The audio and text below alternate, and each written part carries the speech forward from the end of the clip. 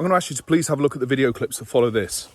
And I'm going to ask you that because they're clips that have completely taken me by surprise. And as you'll know, if you've seen me with Sherlock, I show video clips of him busting out of the kennel and jumping over the 6-foot fencing and pushing his way through obstacles to do it, etc. So earlier on today, I thought, well, I'll set a more difficult challenge for him, and I'll lean a step ladder, okay, or a ladder against a piece of wood that's immovable, that blocks his usual access route to escape the kennel.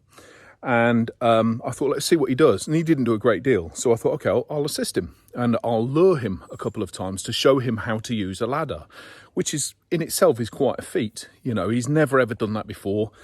And I put a bit of peanut butter on my fingers and on a couple of rungs of the ladder. And I lured him a couple of times. The first time, you can see on my eye here, when he got to the top, he sort of like, oh, and his back paw kicked out and scratched my eye. But he still got out and he jumped over and he went out. So I brought him around again, gave him a break, lured him again, slightly lured him, not so much this time, and he climbed the ladder, jumped onto the roof and escaped. And I thought, right, let's see what happens when you're left to your own devices. Now, all the time that I was doing this, Pumpkin, who is my youngest Labrador, was watching, okay?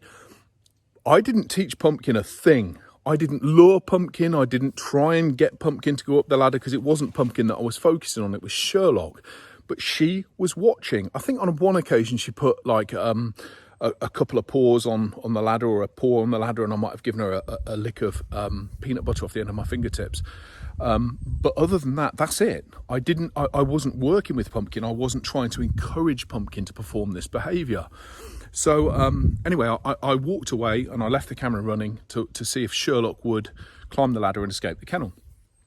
And to my absolute amazement, it wasn't Sherlock that did it. So I ran it again. You'll see in the second clip, I ran it again. And I thought, well, was it a fluke? So just have a look, just have a look. And for people who are interested in observational learning from dogs, and do dogs possess the capacity to see one of their, fellow species members performing a behaviour that leads to a positive outcome, and decide to emulate that behaviour in order to achieve the same desirable outcome, that's something that I've always been very, very pessimistic about. Not very pessimistic, but I've always been skeptical until what I've just seen. And I don't know that I've ever seen a dog climb a ladder as a result of watching another dog climb a ladder. On the second attempt that I show, in order to see if it was a fluke or not, I put a tennis ball up on top of the ladder leans up against a piece of wood near the kennel, and I put a tennis ball up on top of there, so it rolled off. But so there's a positive motivation, there's a positive incentive for the dog to be able to climb the ladder. But hell, how many dogs are going to climb a ladder because they see a tennis ball go over the top of a ladder? Not many. So I wanted to just see, and I'm pretty astounded by what I've seen, and I'd be really, really interested in people's comments on this. Just take a look. Thank you.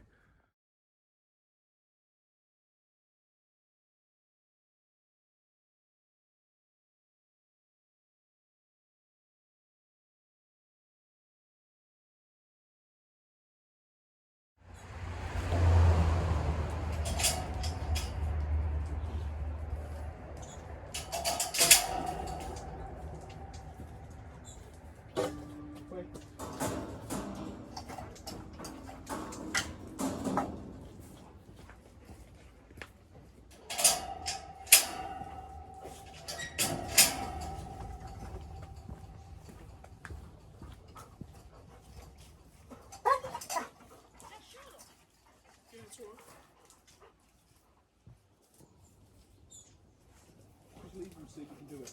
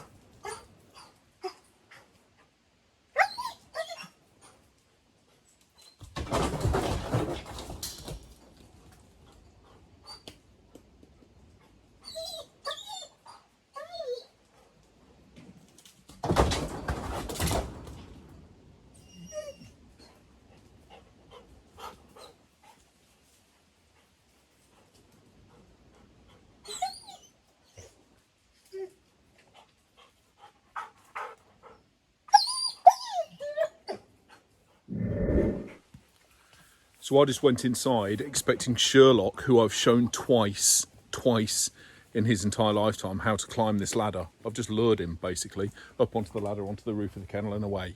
And I expected him to be the one outside. And I came out of the house and amazingly it was Pumpkin who was outside. Now Pumpkin, I've never ever shown how to climb that ladder.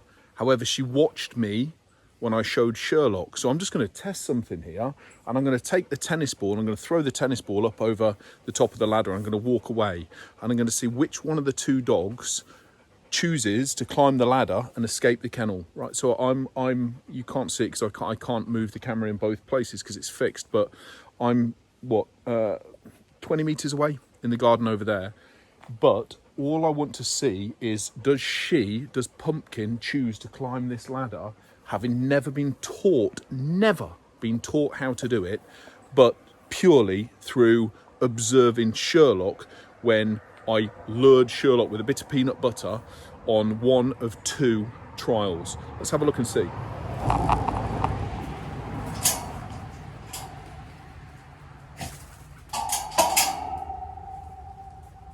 So I'm going to get the tennis ball. Oh, there's an old spoon on the top there. I want to get rid of that from when I was doing Sherlock. So an old tennis ball here, and the tennis ball, I'm going to show off. Good girl, Pump. Good girl. No, I didn't do this the first time, but I don't know why I'm doing it this time, but I'm going to throw it up there. There we go. So she's got to get up, or learn, or repeat how she formerly learned to climb that ladder, to go over the top of this piece of wood here, and to jump off it, to access me in the garden about 20 meters away, and the tennis ball that I've just thrown over there. No commands whatsoever. I'm just going to leave her and see. May not do it. We'll see.